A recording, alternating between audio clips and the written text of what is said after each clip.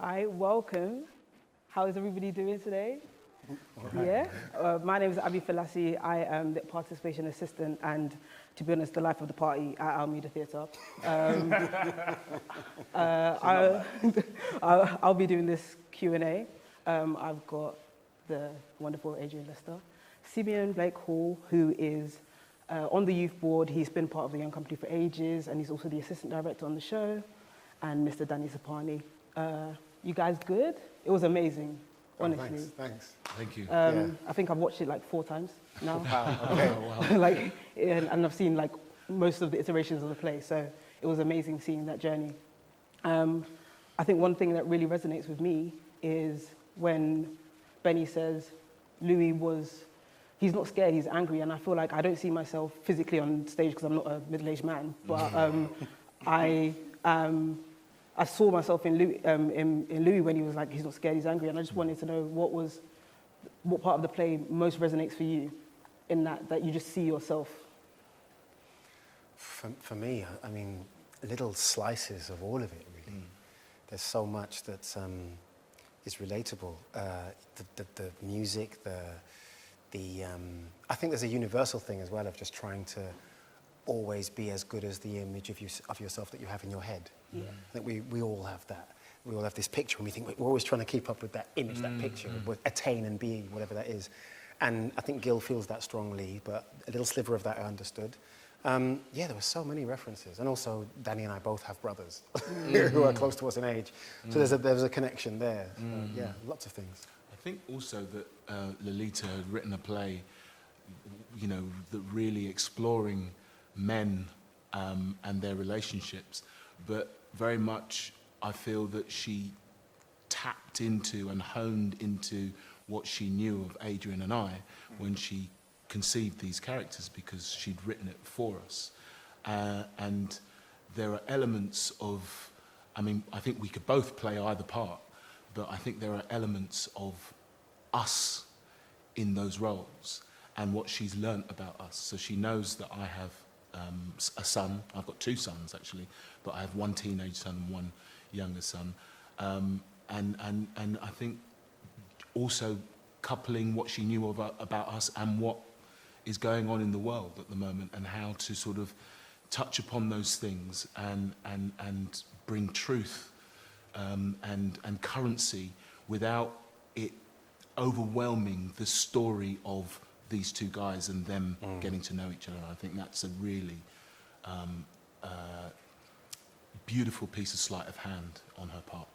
Yeah, Simeon, you're obviously not in the show, but what do you think? Yeah, I guess from a slightly outside perspective, and the fact that I'm not actually acting in the show, what I found were elements of it which just show the humanity of being a black man, especially in the UK as well. I think there are a lot of stories that are told on stage that come from quite an African-American perspective.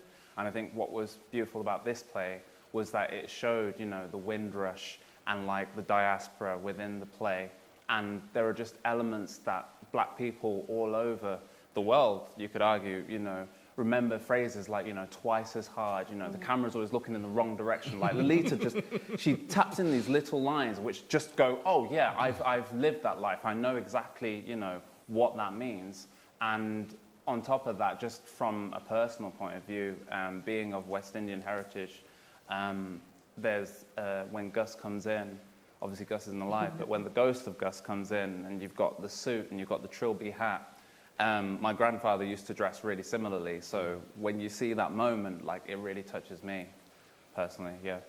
I love that. We're talking about underrepresented stories, and this story is so unique. I haven't seen anything like it. The way that Lolita has crafted this narrative is so beautiful, and I wanted to tap into why you guys think that this story, because obviously the world is crazy right now. Why is this story so important now for you guys specifically, considering that the world is what it is? Who do you want to speak? Oh, yeah. What you start? Big bro. Great. Big bro. That's a small question. Right. Well, I think every play is in response to something, and she just responded. She worked with Danny on a production called Invisible Cities, and she had this idea turning around in her mind, and she worked with Danny, and she suddenly thought, oh, hang on, I think I know a pathway to say this, a mouth to put these words in, a place to go. And I can name all of the people, I think, in real life, friends, family, people who are in the play, that she's mined from, honestly and truthfully. I think in terms of underrepresented stories, I think a lot of what is said now is as a response to a certain ignorance. And so characters exist by their nature as a reflection of people going against that ignorance, gainsaying that kind of, the trappings of, either in the past or in the present. But within that, the characters are defined by what they're fighting. They're not characters within themselves. There's not a full-shaped life. We spend so much of this play with a dad worrying about his son, with two brothers trying to reform what they think of their father. These are universal issues, universal things. And what happens is within this, the satellite of ignorance just passes through our lives and brushes past us. And it's constant, and it's all the time, like a metronome. But it is not the life. It's just what passes by. And it is against what many stories would have you think. And sometimes when black people of colour are put front and centre in a story, somewhere someone feels like there has to be an excuse for that. Yeah. So therefore, let's make it about this racist thing or that corner shop thing or this religion thing or whatever. But actually, there's a full, vibrant life there. People, making a living, having their dreams, dealing with their kids, trying to be a good father or brother. And it has nothing to do with white ignorance. Yeah. It's just that the flavour of that passes through again and again occasionally. And that's what she's done. In a way, although it's Danny and I doing it, with a little cut here, a little cut here, this play could be played by anybody. There could be two Sikh brothers, there could be two, from anywhere actually. It could be played by anyone of any racial line. So she's done something universal, and yet within that she's, that's the humanity bit, and then within that she's just said, okay, if we make it this culturally specific, what other negatives do these people sometimes have to deal with? And she's put that into. I think also, you talk about the times and how crazy they are, and the fact that we've had to respond to all of those issues in the making of the play. Adrian and I don't touch the same props.